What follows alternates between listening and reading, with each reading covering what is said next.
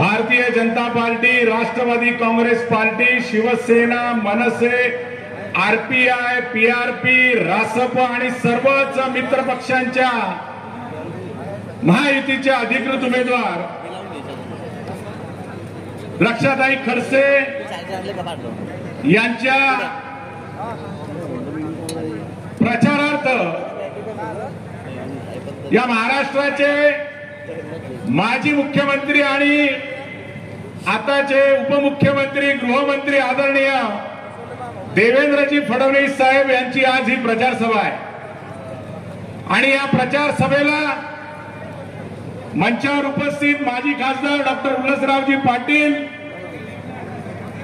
भुसावळचे आणि आरपीआयचे ज्येष्ठ नेते रमेश भाऊ मकासरे, आरपीआयचे जिल्हाध्यक्ष राजूभाऊ सूर्यवंशी, अशोक भाऊ कांडेलकर, त्याचप्रमाणे जिल्हा परिषदेच्या माजी अध्यक्ष आदरणीय पाटीलताई, शिवभाऊ, सर्व सन्माननीय व्यासपीठ, या ठिकाणी जमलेले सर्व महायुतीचे कार्यकर्ते, पदाधिकारी, ज्येष्ठ श्रेष्ठ माता, बंधू, भगिनी, मित्रांनो आणि माझ्या पत्रकार बंधूंनो,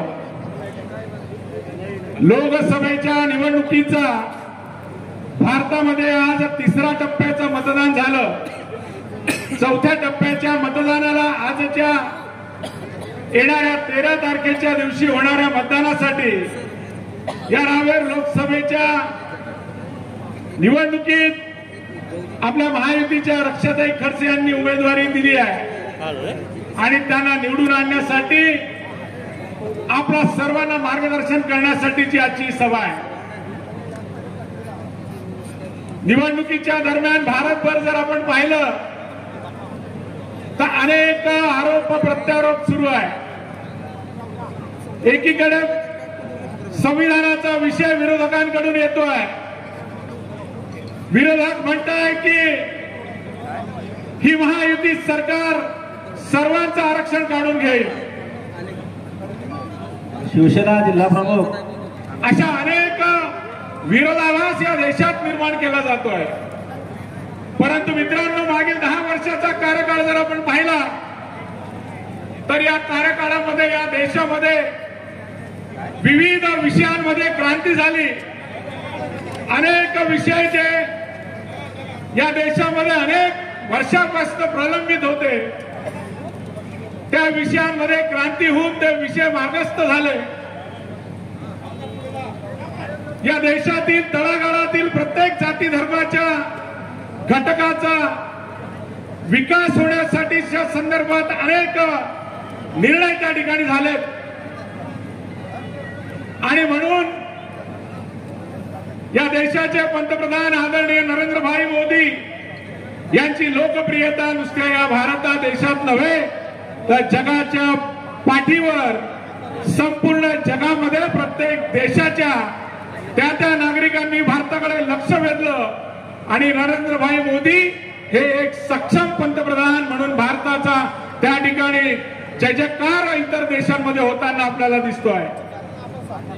आणि अशा या पंतप्रधानांच्या कामगिरीचा राष्ट्रवादी काँग्रेस पक्षाच्या आदरणीय उपमुख्यमंत्री अजितदादा पवार यांनी सुद्धा या महाराष्ट्राच्या सरकारमध्ये आपला वाटा निर्माण करण्यासाठी राष्ट्रासाठी राष्ट्रवादी म्हणून आदरणीय अजितदादा पवार यांनी भारतीय जनता पार्टी, शिवसेना या महायुतीमध्ये आपलं त्या ठिकाणी नाव आणि पक्षाची भूमिका त्या ठिकाणी निर्णय घेतला आणि तो निर्णय या महाराष्ट्रातील संपूर्ण महाराष्ट्रातील नागरिकांच्या, प्रत्येक जातीच्या, प्रत्येक घटकाच्या, आमच्या नागरिकांच्या, शेतकऱ्यांच्या, कष्टकऱ्यांच्या, विद्यार्थ्यांच्या, विद्यार्थिनींच्या, महिलांच्या जे जे उपेक्षित घटक असतील त्यांच्या विकासासाठी राष्ट्रवादी काँग्रेस पार्टी ही या महायुतीमध्ये आज आपली भूमिका त्या ठिकाणी सादर करत आहे. या ठिकाणी सांगितलं जात आहे की जातीवादी पक्षासोबत आम्ही चूल मांडली परंतु आमचा विचार हा बहुजन विचारसरणीचा विचार आहे. आमचा विचार हा तळागाळातील प्रत्येकाच्या विकासासाठीचा विचार आहे. आमचा विचार हा पुरोगामी विचार आहे आणि त्यासाठी कुठेही विचारांशी तडजोड न करता राष्ट्रवादी काँग्रेस पक्षाने या महायुतीमध्ये आपला सहभाग नोंदवला आहे. मित्रांनो, देशभरामध्ये ज्या पद्धतीनं विकासात्मक वाटचाल सुरू आहे त्याच पद्धतीने येणाऱ्या काळात या महाराष्ट्रात सुद्धा मोठी विकास कामे करण्यासाठीचा संकल्प त्या ठिकाणी आदरणीय अजितदादा पवार यांनी या ठिकाणी घेतला आहे.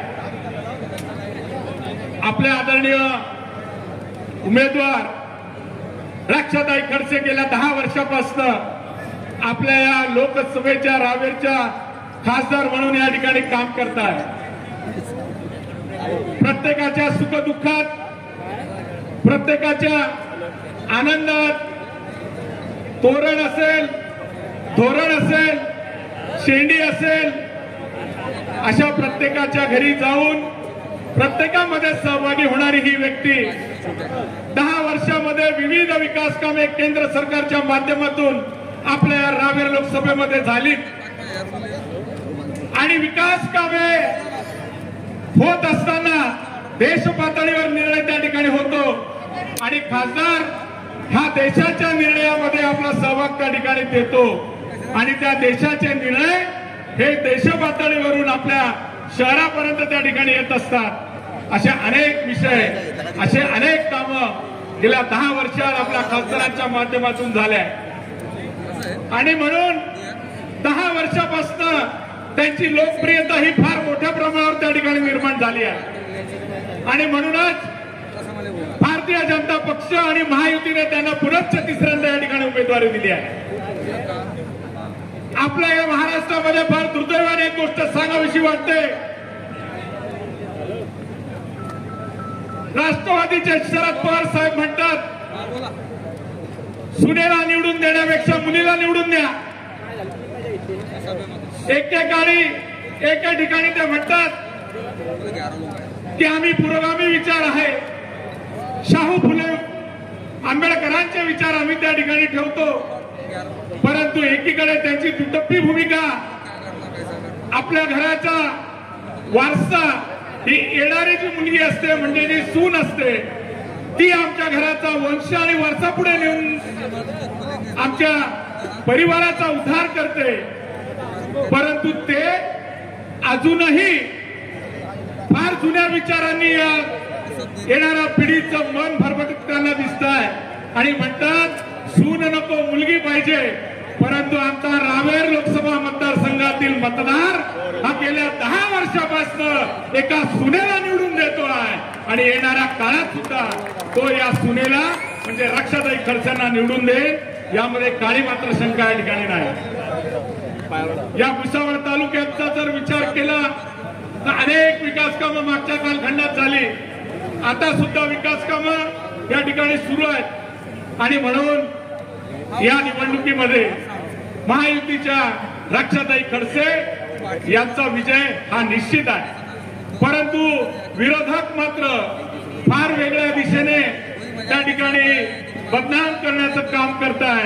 कोणी म्हणतं विकास कामं दाखवा, कोणी म्हणतं आरक्षण हे काढून घेतलं जाईल, कोणी म्हणतं संविधान त्या ठिकाणी संपवलं जाईल, परंतु मला त्या सर्वांना सांगायचं आहे आदरणीय भारतरत्न या देशाचे संविधान करते डॉक्टर बाबासाहेब आंबेडकर यांनी या देशाला दिशा दिली आहे आणि ते दिशा आणि त्या देशाचं प्रतिनिधित्व आदरणीय मोदी साहेब त्या आदरणीय डॉक्टर बाबासाहेब आंबेडकरांच्या विचारांनी आणि त्या संविधानाने पुढे नेताना या राष्ट्राला विकसित करताय आणि या विकसित राष्ट्रासाठी आम्ही सुद्धा या ठिकाणी राष्ट्रवादी काँग्रेस पक्ष या महायुतीमध्ये आपलं योगदान देत आहे.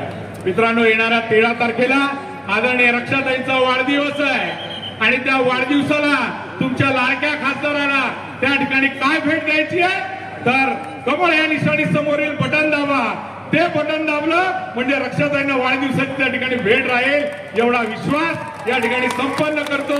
आपल्या सर्वांचं या भुसावळ नगरीमध्ये मी हार्दिक स्वागत करतो आणि माझे लांबलेले 2 शब्द संपन्न करतो. धन्यवाद. जय हिंद, जय राष्ट्रवादी. धन्यवाद भाऊ. यानंतर डॉक्युमेंटरी